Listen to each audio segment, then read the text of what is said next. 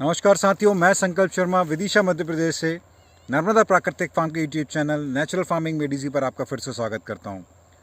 मैं पिछले 5 साल से सुभाष पालेकर प्राकृतिक कृषि को फॉलो कर रहा हूं और मेरे जो गुरु हैं वो उनका नाम है श्री हेमंत सिंह चौहान सर। ये नागपुर में रहते हैं और पिछले 4-5 साल से इन्होंने मेरा समय समय पर मार्गदर्शन किया है और आज जो भी हूँ मैं प्राकृतिक खेती में, उसका सारा श्रेय जाता है हेमंत सर को।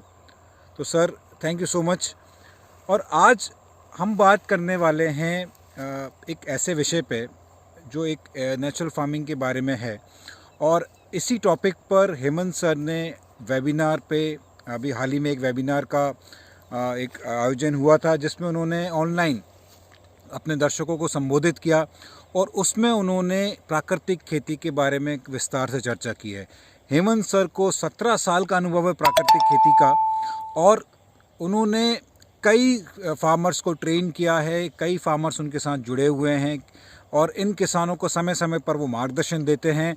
और एक समूह उन्होंने बनाया है जो नागपुर आउटलेट्स के नाम से, एक आउटलेट भी नागपुर में है जहां वो इन किसानों का जो उत्पाद है वो उस नागपुर आउटलेट्स के द्वारा उसको बेचा जाता है। तो एक बहुत ही अच्छा एक मार्केटिंग सेटअप उन्होंने खड़ा किया है नागपुर में।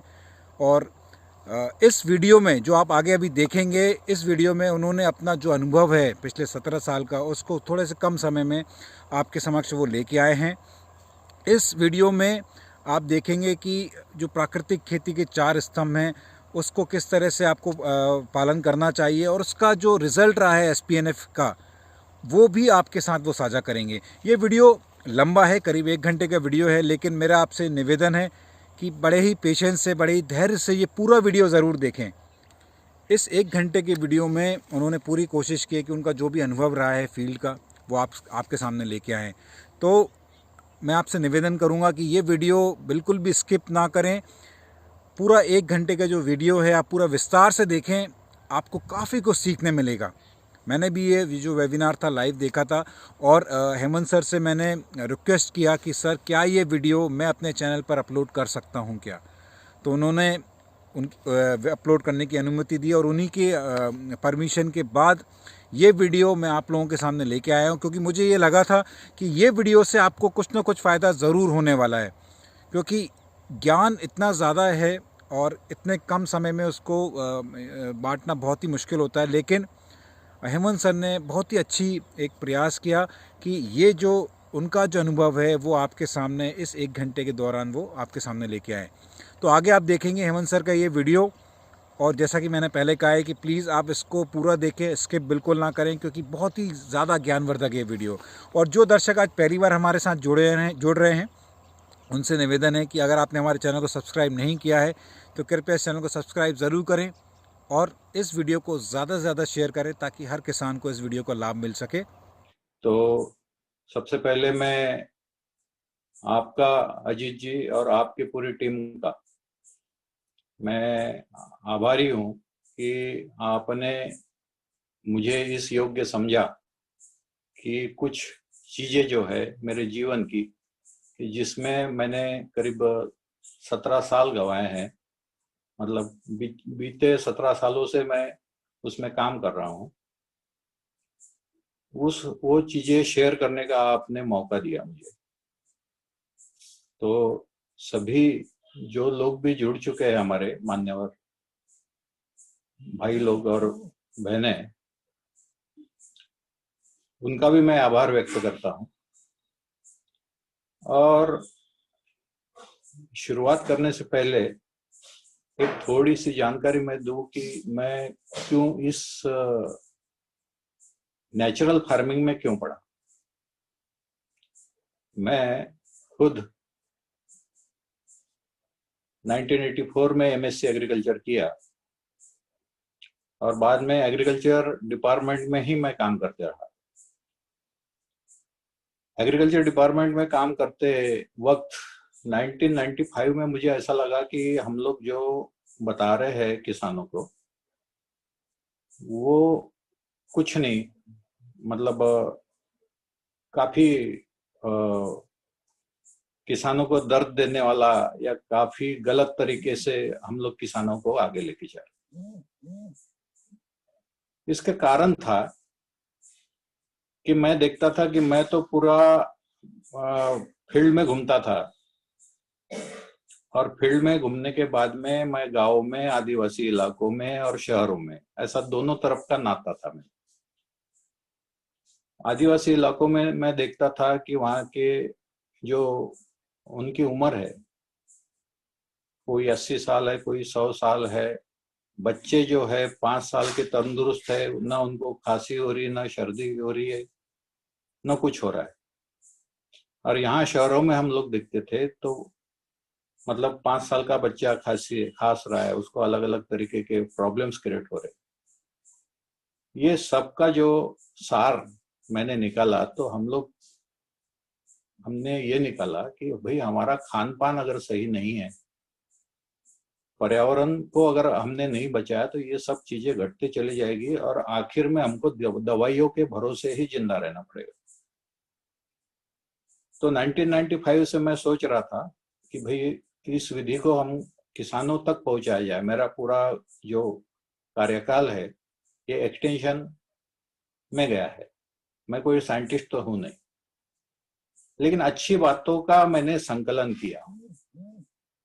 अच्छी बातों का मैंने संकलन करके उसको इकट्ठा करके वो किसानों तक पहुंचाने का काम मैंने 15 साल डिपार्टमेंट में रहने के बाद भी किया, और डिपार्टमेंट से निकलने के बाद भी अभी भी मेरा काम वो शुरू है। तो जहर मुक्त खेती कैसे करे, उसके मैं फिराक में था। तो उस समय केचुआ खाद, उसके बाद में नाड़े, उसके बाद में ये कंपोस्ट, ये सब चीजें उस समय शुरू थी, लेकिन मुझे कुछ सेटिस्फेक्शन उसमें नहीं मिल रहा था।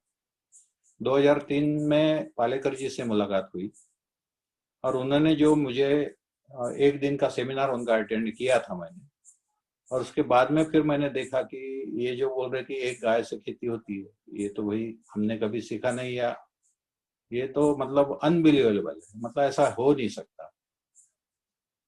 तो मैंने उनको पूछा कि भाई आपके मॉडल्स कहाँ हैं?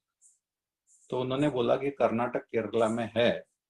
तो उनके साथ में जाके, किसानों के साथ में जाके 15 दिन में करीब उन्होंने बताए हुए वो मॉडल्स हम लोगों ने देखे। और देखने के बाद में 2001 से लेकर 2005 तक मैं गोंडखरी, अमरावती रोड पे गोंडखरी फार्म है, वहां पे 5 साल मैंने, मतलब 2003 में स्टार्ट किया और 2006 तक मैं वहां था। 2006 तक मैंने वहां पर एक्सपेरिमेंट किया, फार्म पे खुद ही एक्सपेरिमेंट किया। सब्जियां उगाई, सोयाबीन उगाया, तुअर निकाली, सब चीजों के ऊपर में मैंने प्रयोग किया, उन्होंने बताए हुए चीजों के ऊपर। जब मैं खुद सेटिस्फाइड हुआ उस चीज से, तब मुझे लगा कि अब एक गवर्नमेंट का मॉडल खड़ा करने के बजाय हम लोगों ने किसानों के मॉडल करना जरूरी है। क्योंकि गवर्नमेंट का एक ऑफिसर अगर वहां से निकल गया तो उसकी क्या हालत होती है उस नर्सरी की, या फिर उस बीज गुणन केंद्र की, ये तो आज भी देख रहे कि उस समय मैंने जो वहां पर खड़ा किया था आज बंजर पड़ा हुआ है, गोंडखरी का फार्म। तो इंसान निकल जाने के बाद में उसकी हालत होती है। इससे बेटर वे कि भाई हमारे गांव में एक मॉडल खड़े हो जाए। तो आज करीब ये 6 जिलों में 400 किसान हैं कि जिनके मॉडल्स खड़े हुए हैं, और उसके बदौलत आज करीब 2000 लोगों से मेरा डायरेक्ट और इनडायरेक्ट ऐसा मेरा परिचय होते रहता है, और उन लोगों को मैं सलाह देते रहता हूँ। फिर मैंने डीप में जाने की कोशिश की। तो मैंने कुछ 2003 से लेके आज तक मेरे पास मेरे खुद के निकाले हुए करीब 20,000 के ऊपर फोटोग्राफ्स है। इतना संकलन है कि अलग अलग खेतों में जाके ये कैसी स्थिति आती है और इसको करने के बाद में हम लोग क्या पाते हैं। तो हम लोग कुछ पार्ट जो है हम लोग आज इस पीपीटी के माध्यम से देखने की कोशिश करेंगे। फिर से मैं एक बार सभी जो नए लोग हमारे भाई बहन ज्वाइन हो चुके हैं उनका मैं अभिनंदन करता हूं। और पहला जो है हम लोगों का पावर पॉइंट प्रेजेंटेशन, उसको हम लोग देखेंगे।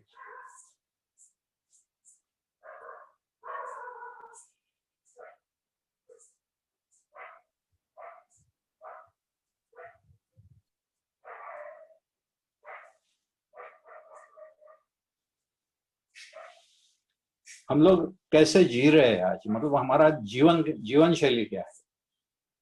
ये जीवन शैली की तरफ हम लोग जब बात करते हैं कि आज के लाइफ में हम लोग कैसे जी रहे हैं, तो ये कुछ मैंने कहाँ से देखा, मैंने देखा यहीं से कि भाई जो कुछ पेपर में आ रहा है उसको मैंने जमा किया। तो पेपर से हम लोगों ने जो कटिंग्स, मैंने उसको निकाला। ये पेपर में आई हुई बात है कि हम लोग कहाँ जा रहे हैं। तो ये मराठी में है, मराठी का न्यूज़पेपर है। इसमें देखिए एक पेपर वाले ही खुद बोल रहे कि रोज हम लोग जो खाना खा रहे हैं, चाहे फिर वो सब्जियां रहे, चाहे फल रहे, चाहे गेहूं रहे, या फिर चाहे चावल रहे, इसमें हम लोगों के जो कीटनाशक है, उसमें हम लोगों के जो फर्टिलाइजर है, वो कितने प्रमाण में हमारे को धोखादायक है, ये पेपर ही कहेगा। और क्या हम लोग बच्चों के लिए क्या दे रहे हैं। तो ये जो है कि जब छोटे बच्चों को ये प्रॉब्लम आ रही है, मतलब 14 साल के उम्र के बच्चों को अगर वो हार्ट अटैक आ रहा है, अगर न्यू बॉर्न बेबी को आंखों में चश्मा लग रहा है, न्यू बॉर्न बेबी को डायबिटीज आ रहा है, तो हम लोग किस ओर जा रहे हैं। ये भी एक कटिंग आई थी कि हम लोग कैसे, मतलब नींद, और ये सब ये इसमें अधोरेखित की है, इतना तो मैं नहीं पढ़ पाऊंगा, लेकिन आपको बता रहा हूँ ये कटिंग्स जो है। अभी आने वाले खेल कैसे हो रहे हैं कि हम लोग क्या उसमें ढूंढ रहे हैं कि आजकल मतलब खिलाने वाले कुछ भी नहीं सोचेंगे कि हम लोग क्या खिला रहे हैं। तो ये हमको जागरूक रखना पड़ेगा, जागरूक रहना पड़ेगा, किससे लेना है किससे नहीं लेना है, ये हमको समझ लेना पड़ेगा। और जब एक देखिए ये यूनिवर्सिटी ने रखा है, यूनिवर्सिटी क्या बोलती है, अब यूनिवर्सिटी जहाँ हमारी तो है तो रिसर्च के लिए है, लेकिन जब उनका ही एक आंकड़ा ये बोलता है कि हमारे विदर्भ की जमीन ये खराब हो गई है, तो इसके लिए जिम्मेदार कौन है, ये भी हमको सोचना पड़ेगा। तो हम लोग क्या करते हैं कि एक्सपोर्ट भी करते हैं, तो लेकिन एक्सपोर्ट में होता है क्या है कि कुछ भी आप उसमें स्प्रे कर दो, कुछ भी फर्टिलाइजर स्प्रे कर दो, तो आपका क्या वहां एक्सेप्ट कर लेंगे, नहीं। ये जो भी एक्सपोर्ट होती है सब्जियां, उसमें रेसिड्यू फ्री सब्जियां मांगते हैं। हमारा ही देश ऐसा है कि हमको सब कुछ चलता है, सिर्फ सस्ते में मिल जाए तो सब कुछ चलेगा, कोई नहीं पूछेगा कि आपने उसमें क्या डाला है। तो लेकिन विदेश के लोग भी आज सजग हो गए हैं, जागरूक हो गए हैं। उन्होंने सीधी तरह हापुस भी भेजा वापस, मिर्ची भी वापस, ये सब चीजें हम लोग देख रहे। और ये एक जो है ये भी पेपर में आया था कि नागपुर भविष्यात कॅन्सरची राजधानी, यानी नागपुर में कैंसर इतने प्रमाण पे पड़ेगा, लेकिन इसका जो रूट कॉज जो है कि ये क्यों हो रहा है, दवाखाने खोलने से नहीं होगा ना, पैसा क्या सभी के पास में है, इंश्योरेंस सभी के पास में है, लेकिन ये हो क्यों रहा है। अगर इसको अगर रोकथाम नहीं किए तो ये चीज कैंसर हॉस्पिटल खोलने की जरूरत ही नहीं पड़ेगी। तो पहले जाइए कि ये क्यों हो रहा है, कैंसर क्यों हो रहा है, डायबिटीज क्यों हो रहा है, हम लोगों को बीपी क्यों हो रहा है, हार्ट अटैक क्यों आ रहा है, इसका रूट कॉज हम लोग नहीं देख पा रहे। तो ये देखना जरूरी है। तो इसके साथ में तो कैसे हो सकता है या नहीं हो सकता, अब हम लोग उसमें जाएंगे कि बिल्कुल हो सकता है, और अब कम खर्चे में हो सकता है। तो कम खर्चे में हो सकता है, तो कैसे कर सकते हैं हम लोग, वो भी देखेंगे।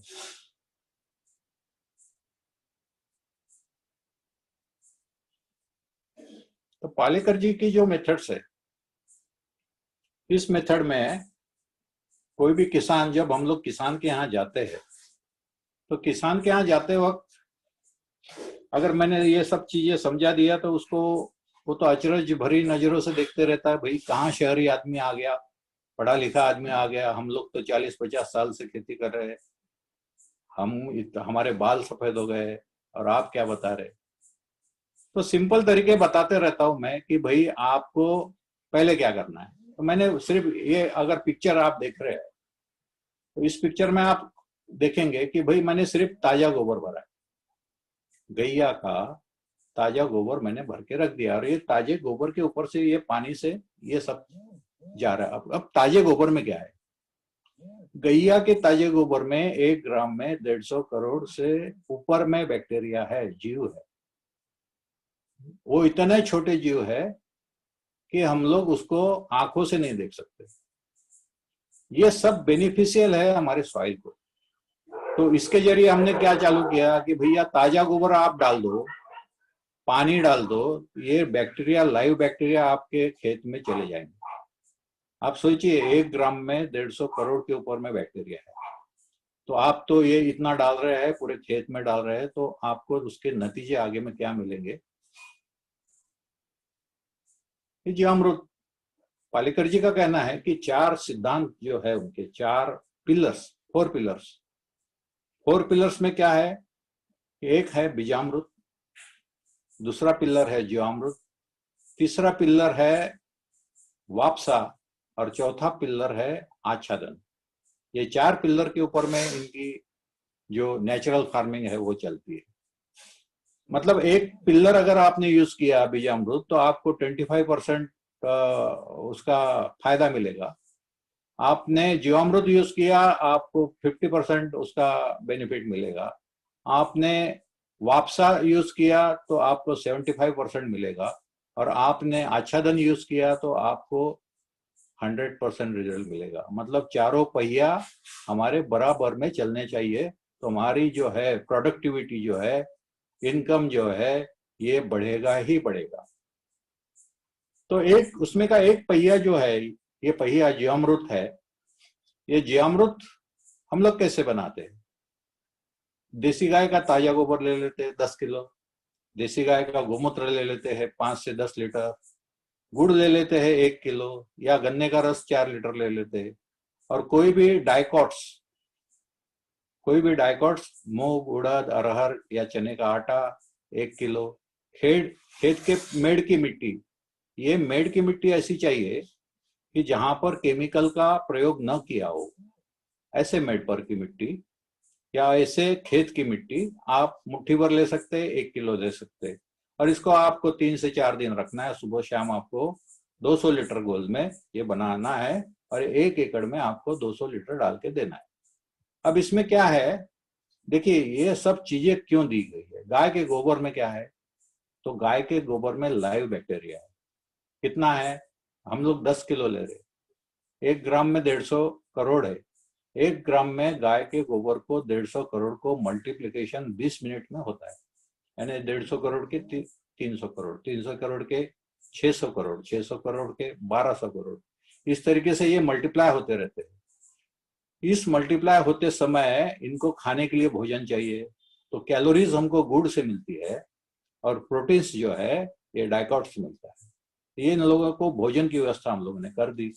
गोमूत्र में क्या है, तो गोमूत्र में हमारे पूरे एनपीके है, माइक्रोन्यूट्रिएंट्स है, हार्मोन्स है, ये सब खजाना है गोमूत्र। तो ये गोमूत्र हमने उसमें डाल दिया। खेत की मेड़ की मिट्टी में क्या है, तो मिट्टी की जो खेत के मेड़ की मिट्टी है उसमें हमारे जो सॉइल में बैक्टीरिया है अच्छे वाली, वो मिट्टी, उसको भी हम लोग उस बैक्टीरिया को बढ़ा रहे हैं। और इस सबको हम लोग क्या कर रहे हैं, 3 दिन रखते हैं, सुबह शाम क्लॉकवाइज घुमाते हैं, और क्लॉकवाइज घुमाने के बाद में हम लोग इसको 1 एकड़ में 200 लीटर, जिनके पास में अगर कम स्रोत है तो 15 दिन में एक बार दीजिए जमीन में, और जिनके पास अगर ज्यादा पैमाने पे है तो आप हफ्ते में एक बार भी दे सकते हैं। तो ये जीवामृत ऐसे वर्क करता है। अब ये जीवामृत बनाते समय बहुत से लोग गलतियां करते हैं, तो उसको मैं थोड़ा सा पिन आउट करूंगा कि जब गोबर मिलाते तो इस तरीके से बाल्टी में पूरा पेस्ट पानी के साथ में मिला के फिर आपको ड्रम में डालना है। गोबर, बेसन भी आपको पहले मिलाना है, बाल्टी में, और फिर आपको ड्रम में डालना है। उसके बाद में ये ड्रम में डालते हुए इस तरीके से डाला आपने ड्रम में, ये बाद में गोमूत्र है, इसमें गुड़ का पानी है, आप गुड़ को गोमूत्र में डाल दीजिए, वो 15 मिनट में घुल जाएगा, उसको कोई गर्म करने की जरूरत नहीं है। गोमूत्र में गुड़ डाल के रख दीजिए, वो घुल जाएगा। इस तरीके से हम लोगों ने ये भी डाला, साथ में ये सब गुड़ और गोमूत्र डाल दिया, मिट्टी डाल दी, और ये इसको घोलने का तरीका। इस तरीके से हम लोगों ने घोलना चालू किया। घोलने का महत्व है, घोलने का महत्व ऐसा है कि आप जितना घुमाओगे उतना, क्योंकि इसमें एरोबिक बैक्टीरिया है, हवा का ऑक्सीजन जो है, ये हवा का ऑक्सीजन इसमें जाएगा, पोर होगा, और जितना पोर होगा वैसे उतने बैक्टीरिया की एक्टिविटी बढ़ेगी और उतना काउंट बढ़ेगा आपका। तो ये दिन में 2 बार 5 से 10 मिनट आपको घुमाना बहुत जरूरी है। जैसे भौरा आना चाहिए, आप देख रहे हैं इसके ऊपर एक लेयर आती है, साय आती है, दूध में जैसे ऊपर में साय आती है, इसको घुमा के छोड़ देने के बाद में कुछ देर के बाद में ऐसी मोटी परत आती है। तो जितनी मोटी परत आएगी कि समझ लीजिए आप कि ये अच्छी तरह से बन रहा है। डालने का तरीका देखिए, एक भोपाल गया था मैं, एक स्कूल में गया था और स्कूल के बच्चों को सिखाना था, तो वहां पर मैंने ये जीवामृत बनाने का तरीका उनको बताया और उसको एप्लीकेशन कैसे करना है वो भी बताया। लोग अपने अपने हिसाब से, अपने संसाधन जैसे भी है जिसके पास, उसके हिसाब से उस संसाधन को से हम लोग, कोई जरूरी नहीं कि हमारे पास यही चीज चाहिए, जैसा जिसके पास में संसाधन है वैसे, लेकिन क्वांटिटी देख रहे हैं आप कि क्वांटिटी मैं कितनी डाल रहा हूँ इतने बड़े फ्लो में, क्योंकि 1 ml में 150 करोड़ है, तो आप समझ लीजिए कि क्वांटिटी कितनी चाहिए। तो ये एप्लीकेशन ऑफ जीवामृत है। जिनके पास में बड़ी खेती है, समझ लीजिए 10 एकड़ है, 20 एकड़ है, 50 एकड़ है, 100 एकड़ है, तो ऐसा गाय का गोठा, देसी गाय होना चाहिए। ये नाली आप देख रहे हैं बीच में, इस नाली से कलेक्ट होके गोमूत्र बाद में एक टैंक अपन ने बाहर में निकाला हुआ है, उस टैंक में ये गोमूत्र जमा होता है। इसमें अगर गोबर मिश्रित भी रहा और पानी मिश्रित भी रहा तो कोई डरने वाली बात नहीं है, वो भी हमको चलता है। और ये जो पहला नंबर का आप देख रहे हैं कि बीजामृत, बीज को लगाने के लिए हमको, हमारा नारा क्या है कि गांव का पैसा गांव में और शहर का पैसा गांव में। गांव का पैसा गांव में आना चाहिए, और शहर का पैसा जब तक गांव में नहीं जाएगा तब तक हमारे किसानों की उन्नति नहीं होगी। तो हम लोगों ने ये सोच लिया कि हमको कृषि सेवा केंद्र में जाना नहीं है, तो फिर उसके जो अलग अलग ये रास्ते हैं कि हम लोग कैसे किया जाए। तो ये बीजामृत जो है, कोई भी बीज लगाने के लिए, कोई भी बीजोपचार या बीज संस्कार करने के लिए ये बीजामृत हम लोग बनाते हैं। तो देसी गाय का गोबर ले लेते हैं 5 किलो, गोमूत्र ले लेते हैं 5 लीटर, चूना 50 ग्राम ले लेते हैं, पानी 20 लीटर ले लेते हैं, और मेड़ की मिट्टी जो है वो हम लोग मेड़ की मिट्टी को मुट्ठी भर ले लेते हैं, और मुट्ठी भर लेने के बाद में ये इसको 24 घंटे रखते हैं, और 24 घंटे रखने के बाद फिर हम लोग इसको बीज संस्कार करते हैं। अब इसमें भी अगर आप देखेंगे कि देखिए गोबर में क्या है, बैक्टीरिया है, गोमूत्र में क्या है, NPK plus micronutrient plus hormones है, चूना महत्वपूर्ण है। चूना हम लोग क्यों यूज कर रहे हैं? गोमूत्र जो है वो एसिडिक है, अगर प्योर गोमूत्र आपने खेत में छिड़क दिया तो वीडिसाइड का काम करेगा, और चूना जो है वो अल्कलाइन है, मतलब इसका जो पीएच है ये 6.5 से 7.5 के बीच में आता है जब चूना मिला ले से, क्योंकि चूना का पीएच जो है वो 8 के ऊपर है। तो हम लोगों ने क्या किया, चूना ले लिया, गोमूत्र ले लिया, तो ये न्यूट्रल हो गया, तो कोई भी बीजों को हानिकारक नहीं रहा। इसलिए इस तरीके से हम लोगों ने ये 5 चीजें जो है, ये 5 चीजें हम लोग बीजामृत में डालते हैं। ये बीजामृत के संस्कार, ये गेहूं का बीज है, और गेहूं के बीज को हम लोग संस्कारित कैसे कर रहे हैं, तो ऊपर से छिड़क दिया, हाथ से मिला लिया और बो दिया, ये बीज संस्कार हम लोग कर रहे हैं। धान का जो हम लोग करते हैं, इस तरीके से धान में हम लोगों ने मिला दिया, ऊपर वाला जो धान बचता है वो ओला रहता है, उसको निकाल के फेंक दिया, नीचे में जो बैठा है उसको निकाला, सादे पानी में धोया और फिर इसको नर्सरी बेड में डाल दिया। ये बीज संस्कार हो गए। इसको इस तरीके से हिला दिया हमने। ये सब जीवामृत के लिए लगने वाले पूरे घटक है। गंजामृत क्या होता है कि हम लोग जीवामृत जो बनता है तो उसकी एक लाइफ है। जीवामृत बनाने के लिए जीवामृत ज्यादा से ज्यादा 20 दिन अच्छा रह सकता है। जब तक आपका जीवामृत अच्छा है, मतलब पीला है, कलर में पीला कलर आ रहा है, तो आप समझ लीजिए कि वो अच्छा है। लेकिन जीवामृत अगर काला पड़ गया तो वो खराब हो गया। वो आपने खेत में या आपके जो गोबर खाद का गुड़ा रहता है उसमें आपने डाल देना है। गंजामृत ये जो चीज है ये आपको खाद का भी काम कर सकता है। तो एक मेथड ये है कि देसी गाय का गोबर 100 किलो लेना है, गुड़ 1 किलो लेना है, दाल का आटा 2 किलो लेना है, खेत की मेड़ की मिट्टी मुट्ठी भर लेना है। इन सबको मिलाकर 3 दिन छांव में रखना है और इसके लड्डू बनाना है और लड्डू बना के छांव में सुखाकर रखना है। और जब आपको ये लगे कि इन पेड़ों को डालना है या सब्जियों को डालना है तो पानी के साथ में आप मिला के दे सकते हैं इसको। ये एक तरीका है। दूसरा तरीका भी मैं बताऊंगा गंजामृत का। ये दूसरा तरीका है। मैंने देखा कि डिपार्टमेंट में मैं जब काम करता था तो बहुत से किसानों के यहाँ ये ऐसे वर्मी वर्म्स के अर्थवर्म्स के जो बेड है हम लोग बोलते हैं कि ऐसे बेड्स खुले पड़े हुए हैं, क्योंकि कोई केचुए पालता नहीं और कोई उसको खिलाता नहीं। सबके यहाँ गवर्नमेंट की स्कीम थी, लोगों ने बना के छोड़ दिया। छोड़ने के बाद में मैंने उनको बोला कि इसको आप खाली ना रखें। ये आपको दिख रहा है ताजा गोबर, ये ताजा गोबर आप देख रहे हैं कि इसमें आधा ही भरा हुआ है, इसको फुल आधा भरना है। ये ताजे गोबर को आपके पास में जितने भी जानवर है, जानवरों को ये ताजा गोबर आपको फुल आधा भरना है। भरने के बाद में आपको इसमें समझ लीजिए ये आपका 1000 किलो है। 1000 किलो में इसमें आपको 1-1 फुट पे छेद करना है और छेद करने के बाद में इसमें जीवामृत डालना और उसको छोड़ देना। छोड़ने के बाद में वो जो आधा पोर्शन दिख रहा है आपको, उस आधे पोर्शन में 8 दिन के बाद में पलटी मारना है सिर्फ। अगर गर्मी के दिन में है, ये अगर सूख रहा है तो थोड़ा सा पानी मारना है। तो हर 8 दिन में एक बार आपको ये पलटी मारना है।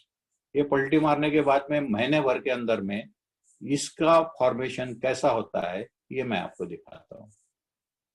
ये अलग अलग दिन के है, मतलब 8 दिन के बाद की पोजीशन कैसी हो गई, 15 दिन के बाद में पोजीशन कैसी हुई, फिर 21 दिन के बाद कैसी हुई और महीने भर के बाद में कैसी हुई। तो देखिए इस पेड़ को अगर आप देखेंगे तो आप पाएंगे ये संतरे का पेड़ है, 99% गया हुआ पेड़ है।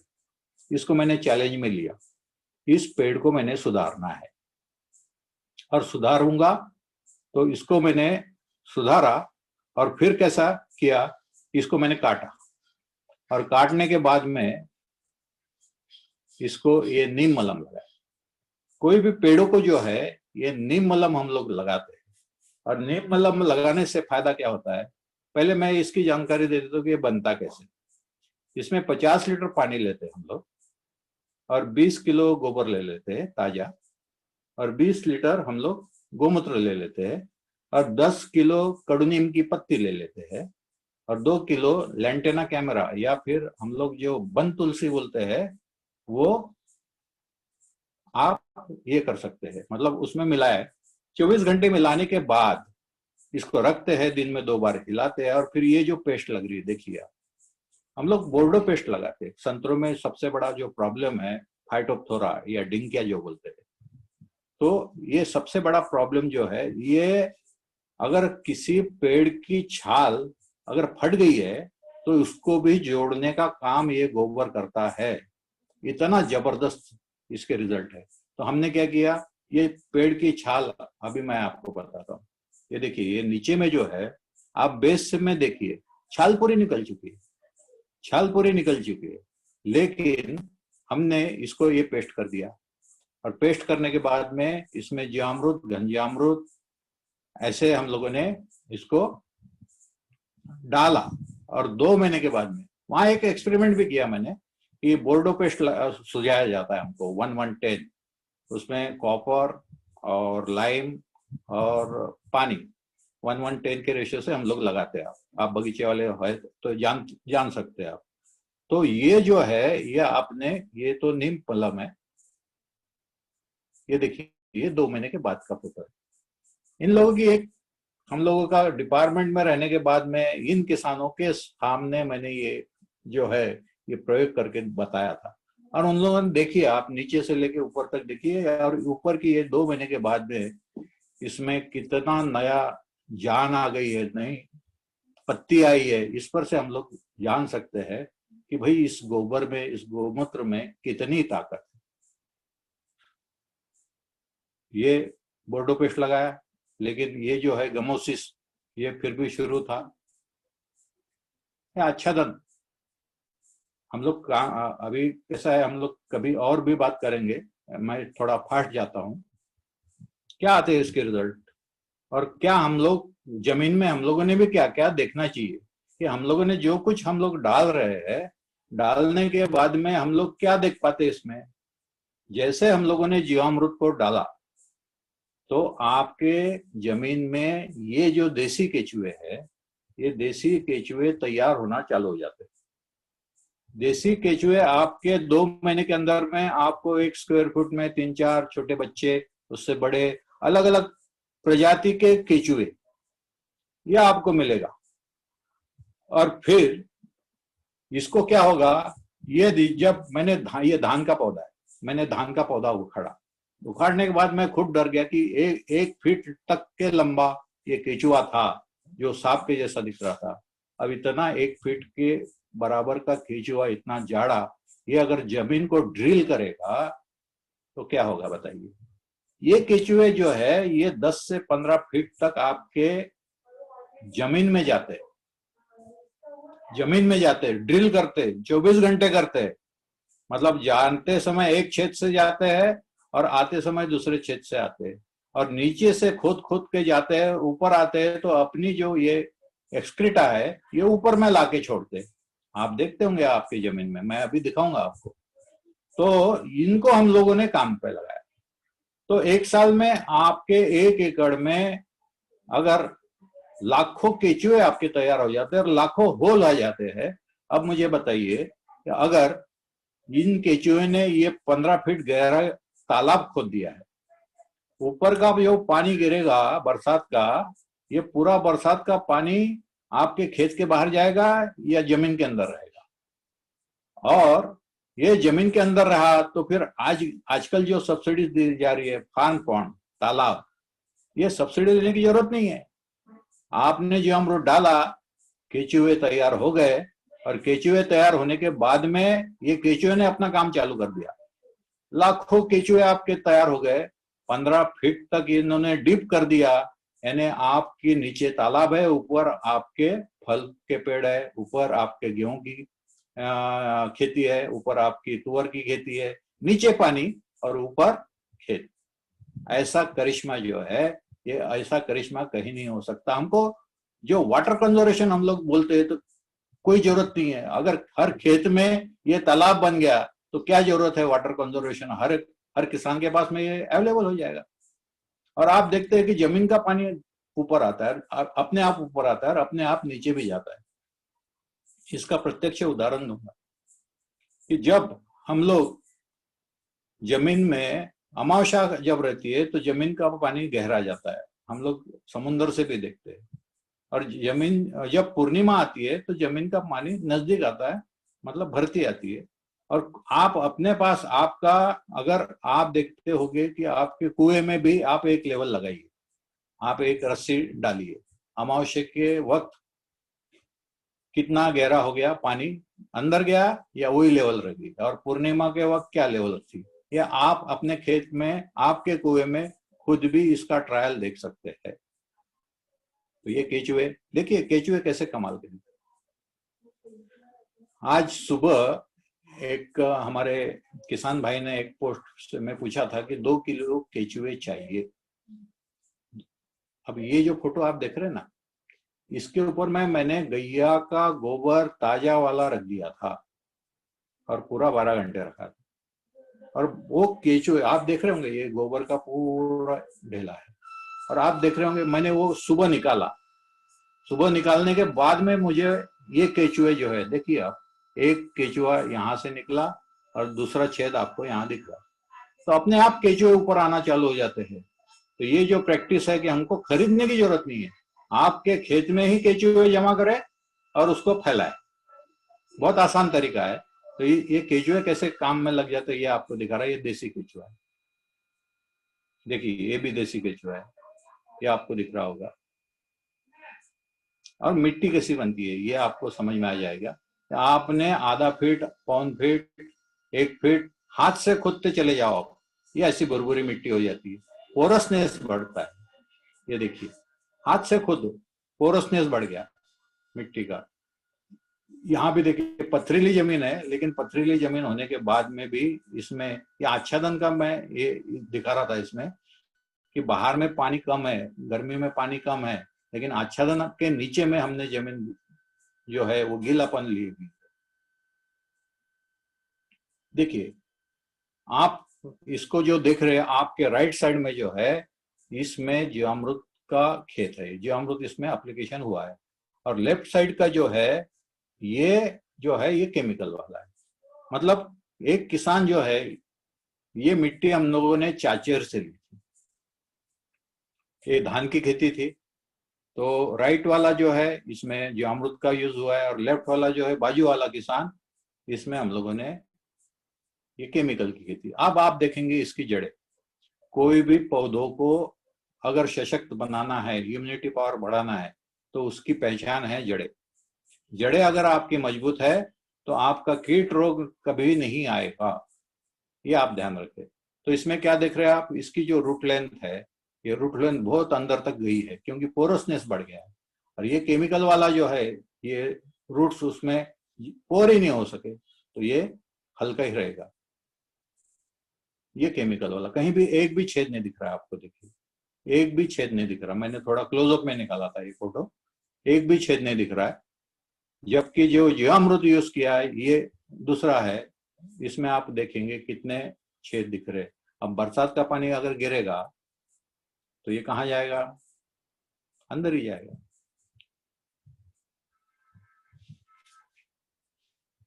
देखिए कितने छेद है, ये सब केचुए के खेत। ये सब आप अपने खेत में ऑब्जर्व कर सकते हैं। 1 स्क्वायर फीट में हमको क्या नजर आ रहा है, मतलब आपकी कहानी, आपकी खेती बता रही है कि आपकी खेती सुधर रही है या बिगड़ रही है। तो इन लोगों को, इन केचुओं को हमको ऐसे ही बचाना है।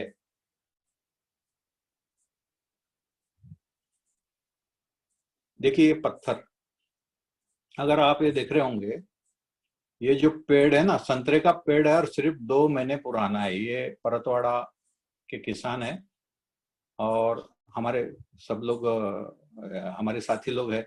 आप देखेंगे कि इस फील्ड की कंडीशन क्या है, और इस फील्ड के कंडीशन में ये पौधा सिर्फ 2 साल पुराना है। तो देखिए कि ये जीवामृत का जो कमाल है, ये जीवामृत का कमाल क्या बता रहा है कि इतने पथरीले इलाके में इस प्लांट की ग्रोथ कैसी आ सकती है। ये देखिए ये भी किसान संतरे वाला ही है। ये सब रिजल्ट है 45 डिग्री के टेम्परेचर में। ये सिर्फ 6 महीने पुराना ये संतरे का पेड़ है। हम लोग ड्रिप से भी, हम लोग ये आच्छादन ऐसे करना है जो मैंने 4 बताया ना आपको, बीजामृत, जीवामृत, वापसा और आच्छादन। तो ये आच्छादन, ये लास्ट जो है आच्छादन। आच्छादन क्यों करना चाहिए, ये एक मॉडल है, पालेकर जी ने इसको देखा था। ये डोंगरगांव में है, वहाँ वर्धा रोड पे डोंगरगांव है, और वहां पर श्री जायसवाल जी की खेती है। तो हम लोगों ने सब्जियों का 15 एक ही समय 15 सब्जियां हम लोग कैसे ले, और उसमें देखिए मेन क्रॉप आपको दिख रहा होगा संतरा, और बाकी की आप ये देख रहे हैं ये पूरी लीफी वेजिटेबल। ये लीफी वेजिटेबल कैसे आती है ये देखिए, बाकी पूरा जो है हम लोगों ने लीफी वेजिटेबल है। ये लीफी वेजिटेबल कैसे ला सकते हैं हम लोग, अलग अलग टाइप की। तो ये 12 महीने हम लोग उगा सकते हैं, निकाल सकते हैं, इसमें लगा सकते हैं। और ये सब बिना खर्चे के।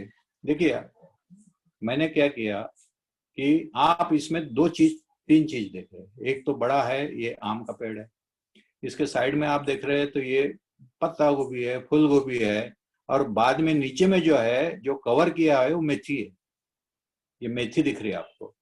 मतलब मैंने कोई भी जगह खुली नहीं छोड़ी। मैंने एक ही जमीन से तीन काम ले रहा हूँ। मैंने मेथी भी ले लिया, उसके बाद में ये फूल गोभी ले लिया, फिर और भी चीजें लगी है, अलग अलग चीजें। इधर ये मूली दिख रही है आपको, अगर दूसरा पेड़ आप देख रहे हैं, इधर पालक लगी हुई है, ये मूली दिख रही है। तो ऐसे करीब 15 किस्म की सब्जियां हम लोग इसमें आराम से उगा सकते हैं। बाहर से कुछ लाने की जरूरत नहीं। इसका ग्रीननेस आपको दिखाएगा कि ये कितना वायबल है। देखिए ये भी चना है और साथ में सरसों है। मनोज जौनजाल जी है कटोल के, 10-10 एकड़ में चना लेते हैं, लेकिन ये देखिए प्लॉट कैसा दिखेगा आपको बिना कुछ खर्चे की। देखिए इसमें भी अगर आप देख रहे हैं सहजीवन, आप ढूंढ पाएंगे इसमें क्या क्या चीजें है। अगर आपने बारकाई से देखा तो इसमें कम से कम 6 चीजें लगी हुई। ये 6 चीजें लगी हुई है और एक दूसरे से सहयोगी है। इसमें किसी का किसी से कोई झगड़ा नहीं है। ये जो है सुधाकर जी कुबड़े, 2006-07 में इनको प्रशिक्षित किया। आज ये खुद के खेत में पूरा इसी तरीके से खेती भी करते हैं और खुद का मार्केटिंग करते हैं। ये किसान जो है, ये आज भी ये 50 रुपए किलो के हिसाब से 12 महीना प्रतापनगर में लाके सिर्फ 2 घंटे के लिए आता है, बुधवार को और संडे को, रविवार को। ये कम से कम 3-4-5 साल हो गए अभी इसका मार्केटिंग इस तरीके से चालू है। किसी के ऊपर कोई निर्भर नहीं है। जितना इसको गिरायक है उतना ही ये अपने खेत में लगा लेते हैं। ये सेलूक में है, ये किसान सुधाकर जी कुबड़े, ये उनका बच्चा है, ये वही देख रहे हैं, उन्हीं का है। और कपास की क्वालिटी क्या आती है देखिए, कुछ नहीं डालने के बाद भी अगर इस तरीके से कपास अगर हमारा आ रहा है तो हमको क्या चाहिए। और देखिए इसमें मल्टी क्रॉपिंग दिख रहा, मोनोक्रॉपिंग में हम लोग नहीं जाते। ये जो दिख रहा है स्वीट कॉर्न है, बाद में गेंदे के फूल है, उसी के नीचे में बरबट्टी है, काउपी है, ये आपको नजर आ रहा है। देखिए इसमें केला है। ये एक तकनीक है कि जिस तकनीक के ऊपर में हम लोग, मतलब मैंने ये ट्रायल किया, भिंडी लगाया और भिंडी लगाने के बाद में 35 दिन में भिंडी चालू हो जाती है और 35 दिन तक वो देते रहती है। अल्टरनेट डे हमको इसको तोड़ते रहते हैं। 70 दिन के बाद में आप देख रहे हैं मैंने इसको काट डाला। 70 दिन के बाद में मैंने काट दिया और काटने के बाद में ये फिर से भिंडी चालू हुई। फिर से आप इसको 40 दिन ले सकते हैं। ये भिंडी दिख रही है आप, ये काटने के बाद में आएंगे। मतलब एक भिंडी की फसल आपकी 70 दिन हो सकती है। देखिए ये सब कटा हुआ है, इसको काट दिया और भिंडी आपका चालू हो गया। कहां पर कौन से जमीन में ये टेक्नोलॉजी यूज नहीं होती वो आप देखिए। पूरी पथरीली जमीन में ये खड़ा हुआ है पूरा। आम आप देखेंगे, ये भी साइकी गांव है, मोहन काले जी इनका खेत है, आम का बगीचा है। देखिए ये आम, ये मोहन काले जी है, पालेकर जी उनके खेत में आए थे। ये देखिए आम कैसे लगी हुई है। ये केला 30 से 35 किलो 40 किलो तक आप, और ये आप देखेंगे कि इस केले को आजकल लोग बांस लगाना पड़ता है क्योंकि आपने केमिकल दे दी। ये बिना बांस लगाए ये खड़े हैं अपने बलबूते पे, अपने बलबूते पे खड़े हैं। और आप केले का साइज देखिए कि क्या साइज निकला है। ये भुयार साहब का खेत है, अंजनगांव सूरी जी वहां का है। देखिए ये भुयार साहब है ब्राउन शर्ट में, और ये केले के खेत देखिए। आपको कहीं भी बांस नजर नहीं आ रहा। ये केला जो है 100% नेचुरल फार्मिंग में लिया गया है। और एक प्रयोग आप देखिए कि ये रूट्स जो है, ये रूट्स कैसे अंदर जाते हैं। ये हमारे किसान है वीरेंद्र जी बरबटे, उनके खेत की ये जो जड़ें जब मैंने निकाली धान की, तब आप इसकी लेंथ देखिए कि अगर जड़ें आपकी, दांत मजबूत है तो पूरा सब कुछ तैयार है। तो दांत ही हो गए ना, ये मुंह हो गया इसका, कि जिससे आपका मटेरियल जो है ये ग्रहण करने की क्षमता इन जड़ों में है। अब मैंने इधर ये भी दिखाने की कोशिश की है कि एक रासायनिक वाला है, उसमें नाम भी दिया हूं, या एक अपना नेचुरल वाला है। ये डिफरेंस क्या समझ में आ रहा है आप देखिए नींबू के बाग है, ये जलगांव से डॉक्टर बोरसे करके है, दोनों मिस्टर एंड मिसेस, दोनों भी एमडी है, और ये पेडियाट्रिक है और ये आई स्पेशलिस्ट है मैडम, लेकिन उनकी खेती भी इसी तरीके से होती है। और ये देखिए नींबू का साइज आप देख रहे हैं, ये तुअर का साइज आप देख रहे हैं, ये संतरा भी इस तरीके से निकलता है। ये हमारे किसान थे पिलकापार, कलमेश्वर तालुका में पिलकापार, और ये किसान है का नाम है तारा सिंह काळे। इस तकनीक से ये संतरे इन्होंने पैदा करके दिखाया।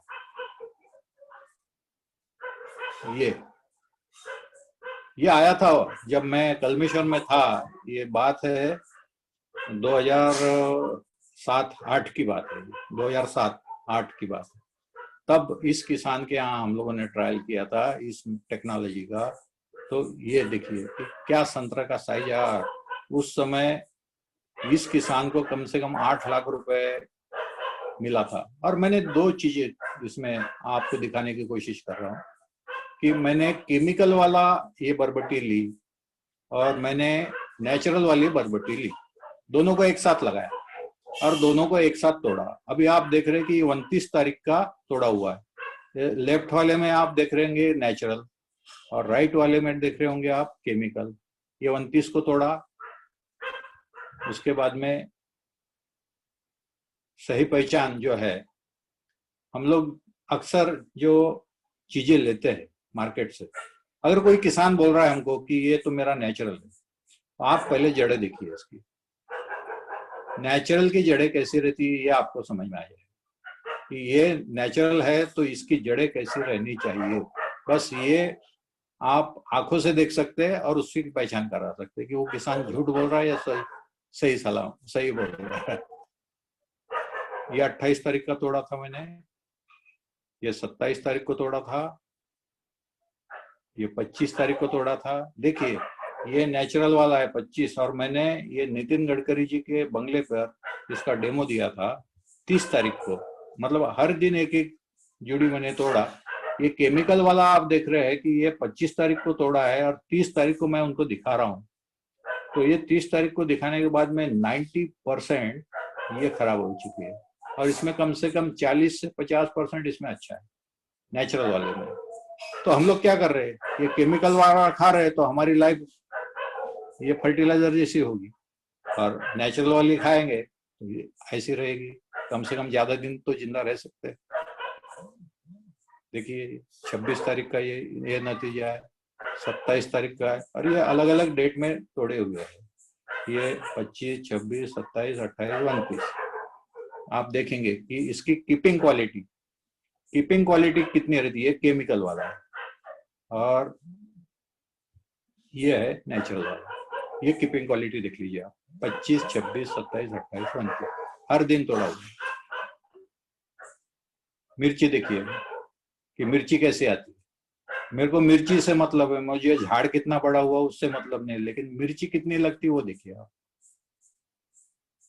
ये संतरा मौसम्बी है, एक्सपोर्ट क्वालिटी मौसम्बी है। लोग बोलते हैं कि कचरा, खेतों में कचरा नहीं चाहिए, खेत नीचे में कचरा है, ऊपर में मौसम्बी का साइज देखिए, 250 से 300 ग्राम की ये मौसम्बी जो है, ये आप देख रहे हैं।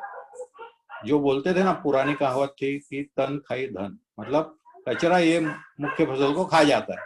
ये उल्टा है, कचरा ढका रहेगा तो ये फल आपके बहुत अच्छे तरीके से आ सकते हैं। ये हमने प्रूव किया। मिर्ची देखिए, चमक देखिए उसकी मिर्ची की। तो इस तरीके से हम लोग जो है, हम लोग ये जो जीवामृत के रिजल्ट्स, इस जीवामृत के रिजल्ट्स हमको बीजामृत के रिजल्ट्स, तो इसमें कोई शक ही नहीं कि इतने दिनों से किसानों के साथ में काम करने के बाद मुझे ऐसी कोई फसल नहीं रही अभी मेरे सामने कि जो जिसमें पॉसिबिलिटी नहीं है। तो किसान साथियों, उम्मीद है आपको ये वीडियो पसंद आया होगा। इसी नोट पे मैं आपसे विदा लेना चाहता हूँ। बहुत बहुत धन्यवाद।